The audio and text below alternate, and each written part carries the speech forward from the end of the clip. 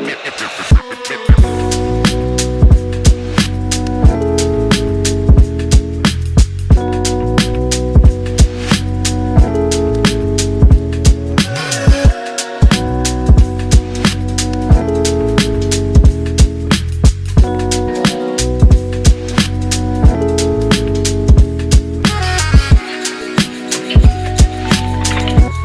then Dev can just join late. You know, he can come right after that or something. I don't know. Oh, baby, let's get it. Let's get it. Oh, I'm so excited. Let's go. What is, everybody? Welcome to the pregame show. Let's go. Little two-man game action for you. Me and Wind in the building tonight. Those other fellas, man. Where are they? Where are they? At the game, it turns out. Oh, right those behind the lucky Lakers SOBs. bench. Heckling the Lakers throughout the night. Whew. And hopefully heckling all the dumb Laker fans. Those dummies. Those idiots, man. We're also in the Toyota Lounge, driven by your Front Range Toyota stores. Toyota, the official vehicle of DNVR. We got a great pregame show lined up for you. Why?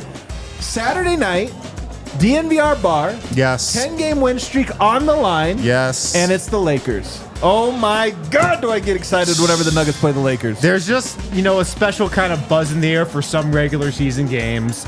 At the arena, at the bar. Yeah. Tonight's one of those nights. You can already feel it. I'm sure it's just an electric atmosphere at the bar or at the arena. The bar's pretty much filled up already. Packed. Bar's already packed. It's going to be popping in here tonight, man. I cannot wait. 10-game streak on the line. The Lakers. Let's do it. Let's do it, baby. We got a great show. We're going to talk about some questions remaining from the streak. Yeah. Also, new Tao of Joker just dropped. Oh, my God. The basketball philosopher himself has really some new is. bangers. We're going to break those down and, of course, some bets at the end. But we start, as we always do, with some game notes. Lakers are in town. Kind of, they got a new player. They're feeling a little desperate, though. Not going into scripts so far. Yeah, I mean, they are feeling a little desperate. They're coming off a win over the Portland Trailblazers, though. That was after a loss to the Charlotte Hornets at home in their first game back from the All-Star break. Hey, Charlotte's tough, man. They got Mark Williams. I know. The dangerous Charlotte Hornets. We just saw them. I mean, Mark Williams stop anybody, so. I mean, I would give up a first-round pick for him. That's just me. And a prize young prospect. I would give both up. But yeah, the Lakers come into this game off that win over Portland. Luka Doncic did not play in that game, though, as he's coming back from that calf injury. LeBron did, but both those guys are playing tonight. They'll both be starting and, the focal point of everything that the Lakers do. Yeah. On the Nuggets side of things, they had a couple guys listed as probable. Jamal Murray and Aaron Gordon, both of them are playing. Russell Westbrook, not even on the injury report. He's playing. Peyton Watson still out dealing with that knee injury. And Michael Malone pregame was asked about his own superstitions during the win streak. He said, Adam, I haven't washed my underwear in 2 weeks. The All-Star break killed me on that one. That's rough, man. That's a great quote from Malone. Also, Michael Malone was talking about the new look Lakers, the LeBron-Luka pairing. He said, I think after one of their last games, somebody asked Luka, end of games clutch, who's it going to be? And he said, well, we'll take turns. Michael Malone said, what a luxury to have. Yeah. He loves luxury. That's his favorite word. He does. He's a big fan of luxury. What a luxury. And finally, Michael Malone here. We're talking about the Lakers' half-court defense. The defensive numbers from the Lakers have been very good. I'm not buying it. You're not buying it. But statistically, they've been a good defense. Are you on fraud watch on the Lakers' defense? Fraud City, I mean, that's a term I might have just made up. I'm not sure. But he said, what's improved since Anthony Davis has left, they can play big, which they've done. But then they can also go really small, play Rui or LeBron at the 5 and just switch everything. Yeah, referencing the Rui adjustment. Lakers are 4th in half-court defense since February 1st. Since February 1st, so that's about 3 weeks. Yeah, and a lot of that did come with Anthony Davis. So. And one of those weeks, there was no basketball games. Right. Because of the All-Star break. Right. Nonetheless, look, man, we're clowning on the Lakers right now because they're in a down moment. But the truth is they've actually been shockingly good this year. They've been shockingly good. And even though it hasn't looked comfortable for Luka, to be honest, I don't think we should be surprised. Yeah. They're going to figure it out. I don't know if it's going to come this year where they figure it out in a way that they're like championship contender scary. I would be a little bit surprised if they got that far this year. But Luka struggling out the gate, I think you got traded. You didn't expect it. Shockingly traded. That's a vote of no confidence from your former team. I think that would hurt you a little bit personally and emotionally. Yeah. We know he had just bought a house. Chandler Parsons told us. He had just bought a house in Dallas like the week before. So I imagine emotionally, mentally, everything, Luka has probably been having a good... I would not be surprised if Luka has a great game tonight because I don't think it's like he's lost his ability to play or, as D-Line says, needs a month to ramp up. I just think that the life is uncomfortable for him right now. Well, and going to the Lakers and playing alongside LeBron, it's a luxury in a way. It is a luxury. But it's also a tough adjustment. I mean, him and Kyrie had really worked out a great chemistry in that Dallas Mavs backcourt. He was really comfortable with that roster. It was really a roster with the big men that they had, the lob threats, the defense around him. It was a roster that was built around him, to account for his strengths and weaknesses. Now he goes to the Lakers. He's got to work out how to play with LeBron. That's not easy. They're pretty much like the same player. They play the same way. They want to do the same type of things on the court. So it's going to be a process for those two to, work it out. But he'll eventually get it.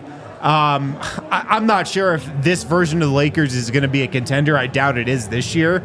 But I hope he doesn't get it tonight.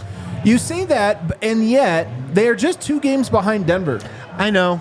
I just say that to say if you lose tonight, you're 1 game behind Denver. Like the Lakers, it's not insane to think that they would pass Denver in the standings if Denver trips up. Yeah. And doesn't. They have a tough schedule coming up. They're going to play a lot of teams.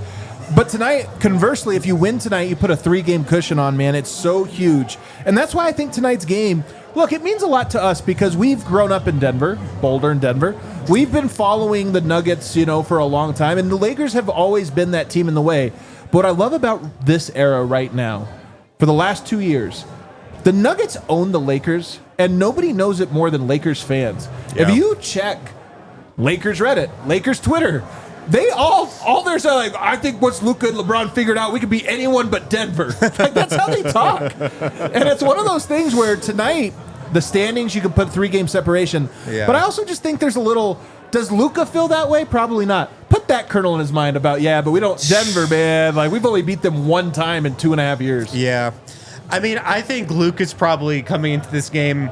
He's definitely not under that mindset that the Nuggets own the Lakers because, he's had some success against the Nuggets. He knows Joker. I'm sure he was over at Joker's house last night eating, drinking, having a good time. Yeah. He's probably in a way better space right now than he's been in LA so far. Yeah. So that is a little scary. I feel like he's going to be more comfortable in this matchup, than he's looked previously in a Laker jersey. How do you think that... Let's assume they had dinner last night. How do you think that dinner went? Because, Luka's down. They are friends.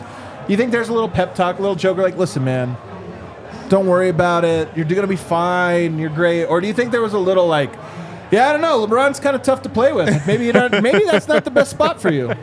How do you think it went?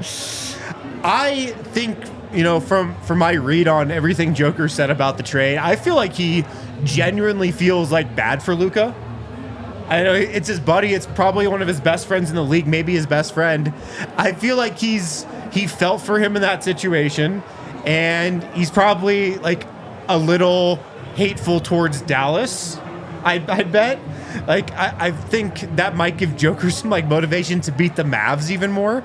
But I would love it if he was I don't know if you saw the playoffs a couple of years ago. I hit some of these one-legged threes over Anthony Davis. Should we? Oh, I actually got it queued up right here. I've got it right on my phone. Let me play the highlight tape. I got it loaded onto my TV right here. Yeah, I love it, man. I love it. I assume same starters tonight. Is there any update on anything Lakers? Do you know anything in the latest? I can't imagine they're doing anything too crazy. Alex Len, let me ask you about that. They had to just grab somebody off the dumpster pile, but Alex Len versus Jokic, what do you see there? Barbecue chicken. Okay. Jokic took 14 threes last game? Yeah. Tonight feels like a night of hey man, take it if you're open. He's gonna hit it. He's hitting them, so I don't mind it. Yeah. But tonight is one of those ones where I'd love to see him just go right into the paint and be like, oh, this was your Jokic stopper? Yeah.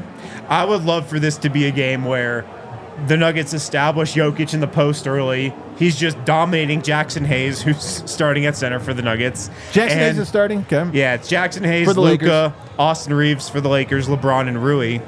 The other thing about that lineup, by the way, no perimeter defense.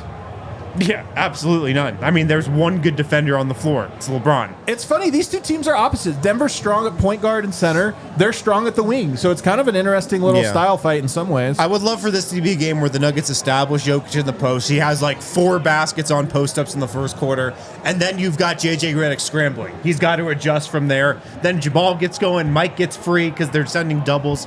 That's how I hope this game goes from a Nuggets perspective. I like Joker taking all those threes. I don't love it, though. Like, I like it. It's a great luxury to have. I'm going to keep saying that word all night. Such a luxury. Yeah, it's a great luxury for the Nuggets and Jokic to have in their back pocket. They can go to that if they need more shooting, the defense is playing off. But the identity of this Nuggets team is to beat you in the paint, to beat you up inside, to score in the paint, post-ups, dunks at the rim. That's what I hope we see on display. I think we're going to see it tonight, man.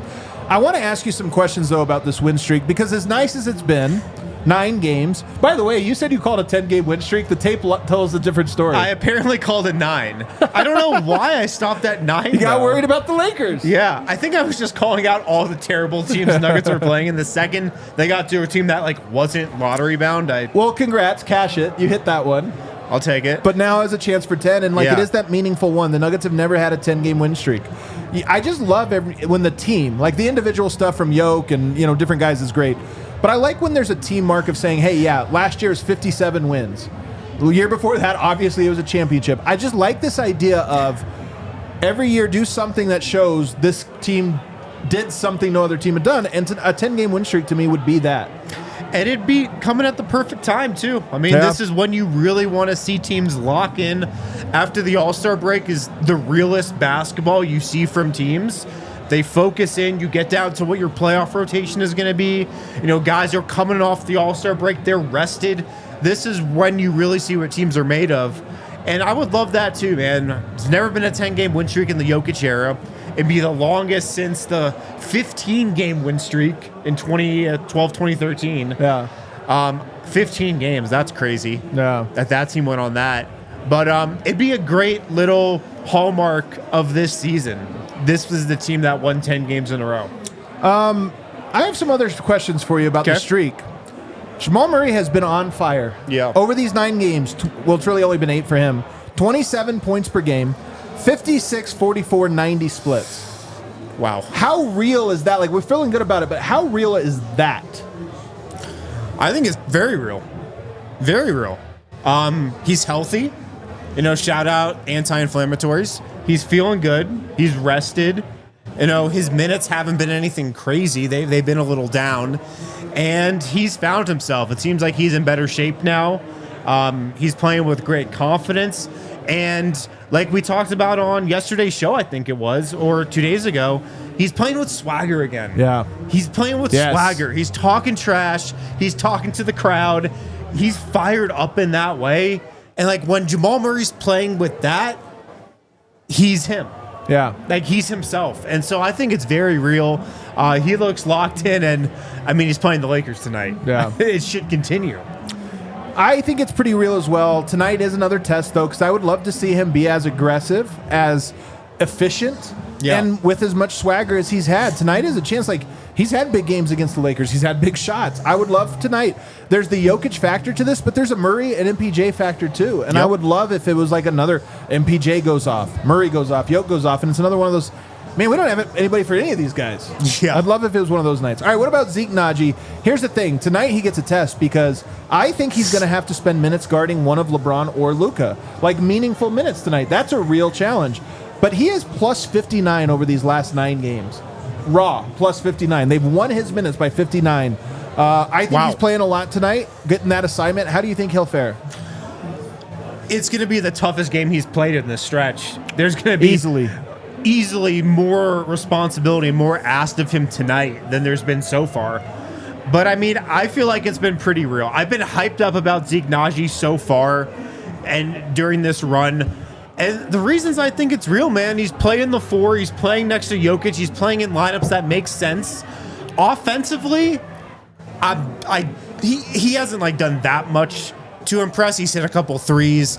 I think his defense is real. I don't know about the offense, but I mean, this is the type of player Zeke Naji has shown that he can always be on the defensive end of the floor. Just now he's being placed in the right situations where he can really maximize himself. So defensively, I think it's real. Is it real enough to like shut down Luka or LeBron? No. Is it enough to really make it hard on them?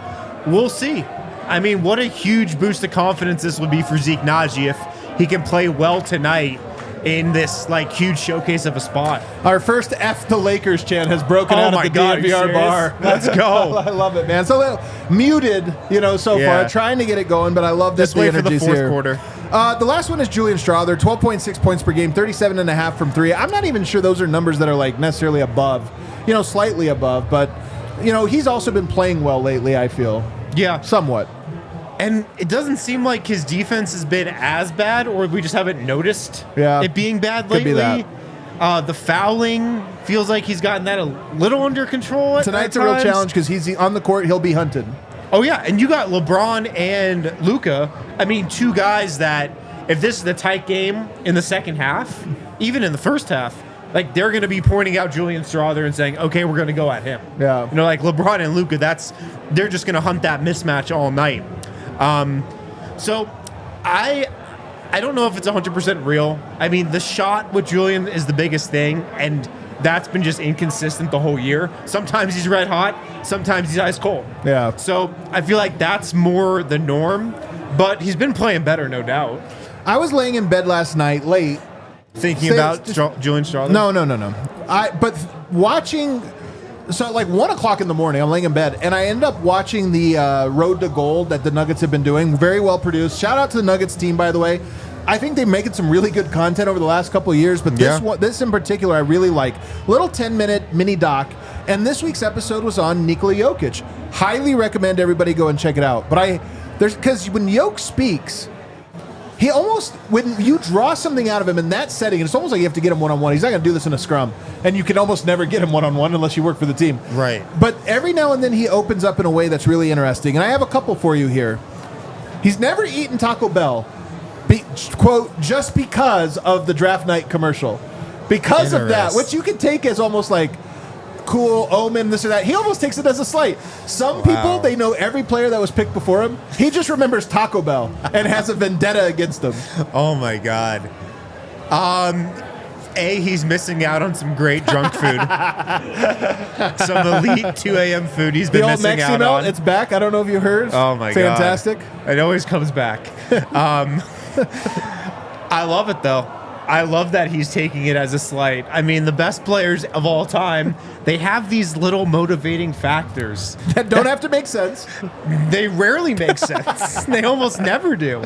But Joker not eating Taco Bell. Not eating it. Wow. Never Beautiful. once. It's going to go his whole life. Do you buy it? I can't tell if he was joking or not, to be honest with you. It was sounded like it was serious, but almost felt like a little tongue-in-cheek. He also mentioned his favorite players. And he says, well, first off, it was Peja and Divac, which, by the way, we know, obviously, big Serbians. Those are his early years. Makes sense. So he was watching them. Then he says MJ and Magic, almost going back to check them out, which makes sense. Shaq, which I find very interesting. And then he says Tim Duncan, which we've heard. That's always been the guy. He says, but for me, if there was one Tim Duncan, Dirk. And then he says T-Mac. And he kind of goes in on T-Mac about how much he really likes Tracy McGrady's game. I found that so interesting. Man, I mean, this is like 8-year-old Joker watching YouTube in Serbia. Yeah. Just watching T-Mac score, what was it, 14 points in like 9 seconds? I probably messed that up. 13, I think, but yeah. Yeah.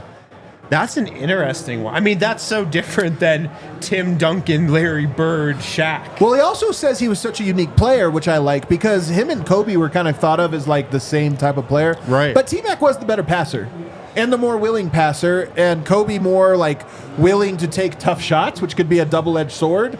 T-Mac probably jealous of his athleticism. I don't know if T-Mac ever made it out of the first round. It's just an interesting comp to me that he went to him. I think T-Mac had a bit of a star-crossed career. And then also the NBA of the late 90s, early 2000s, like he wanted his own team.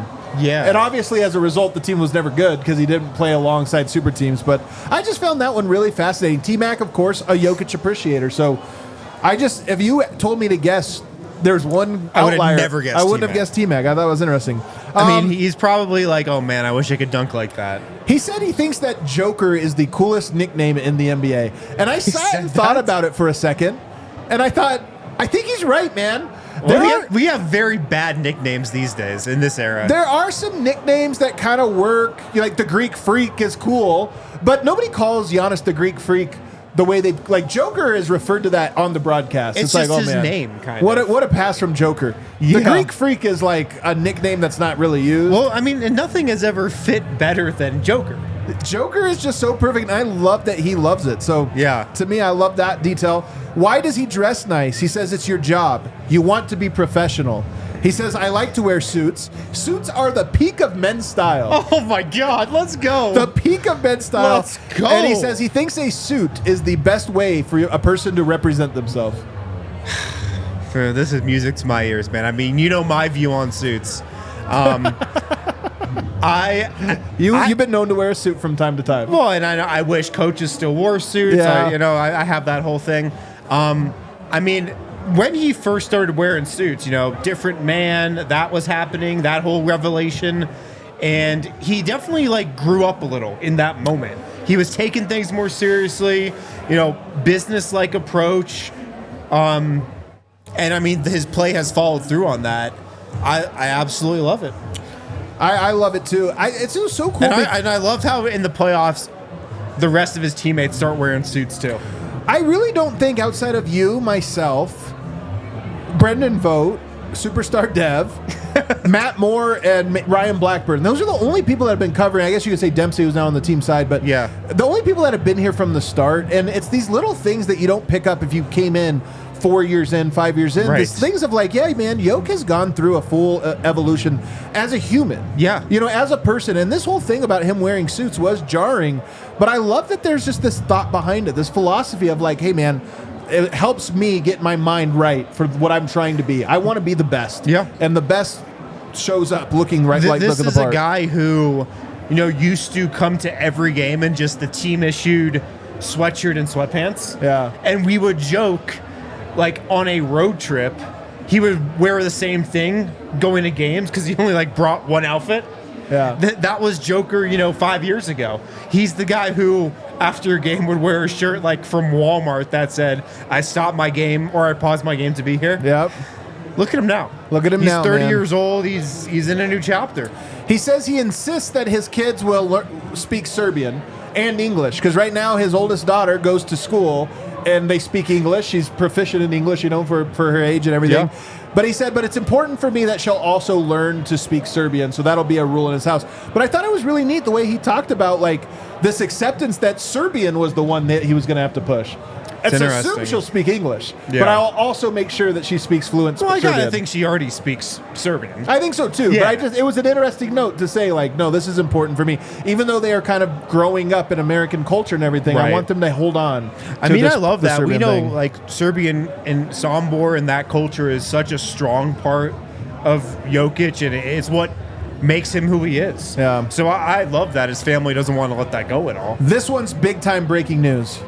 He says that on his horses, lately, this is a quote, lately I've kind of been slacking. I think it's far away from me now. And I'm actually thinking kind of to lower the number and just keep it smaller because it's out of control. I love this idea that he looks at his horses and I'm going to grow a big stable. He did Yeah. it and he's like, you know what? That's not what this is to me. Because I thought maybe he would become some horse racing magnate. But it's Right. that's not that to me. It's a fun thing, and I have my small stable of horses. I might even reduce it a little bit. Well, I mean, he's in it for the love of the game. Love of the game. He's not in it for the money. Yeah. So, why would you need 50 horses in 10 different countries? I love that. Just have a nice little stable, in Serbia.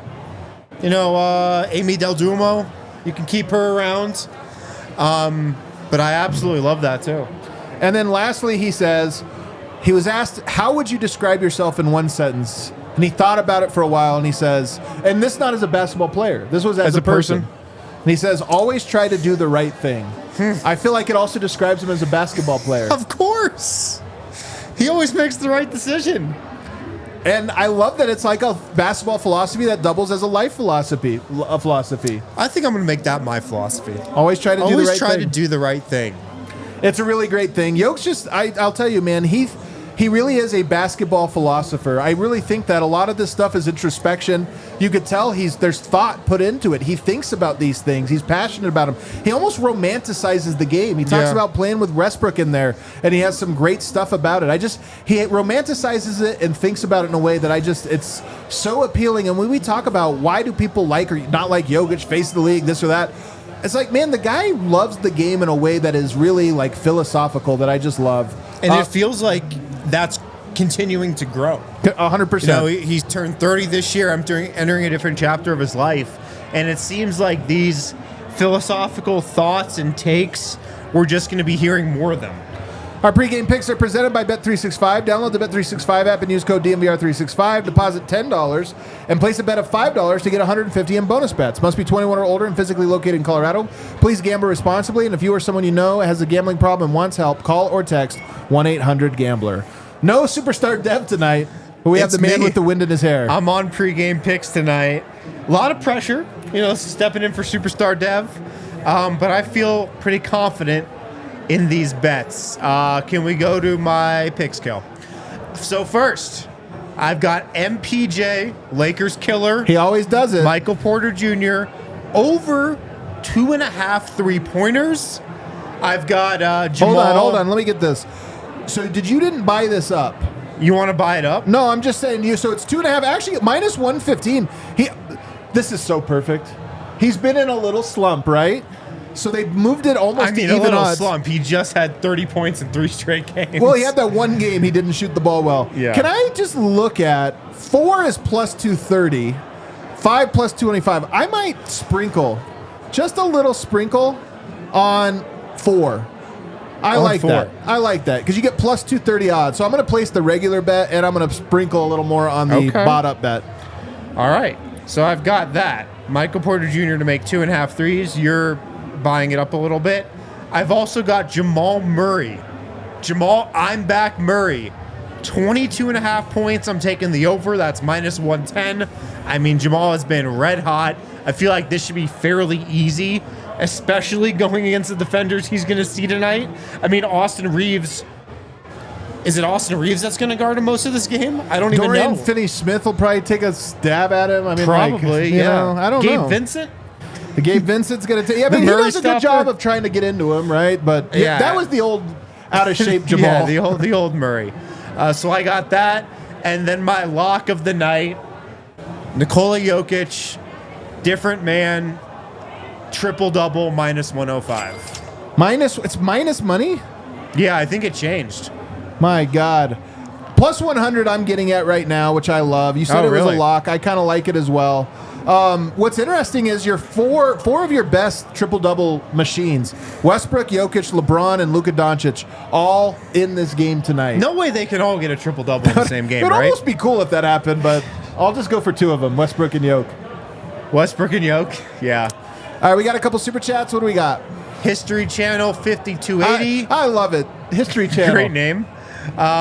Hoping for garbage time so we can watch Jokic play against his Nepo grandbaby, Bronny. Oh, wow.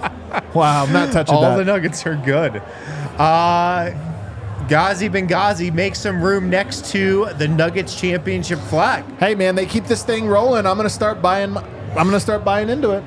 Me too, man. It's always special when these teams match up. Saturday night, I'm telling you, everything has come together for us to have a great time. You can feel it in the air. D-Line, Vogt, and Dev are all sitting right behind the Lakers bench, but they will be back for the post-game show, which should be phenomenal. Everybody, thanks for hanging out with us. Hit that like button.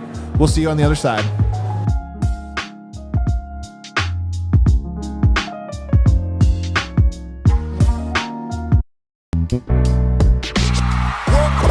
We all silly like the mayor.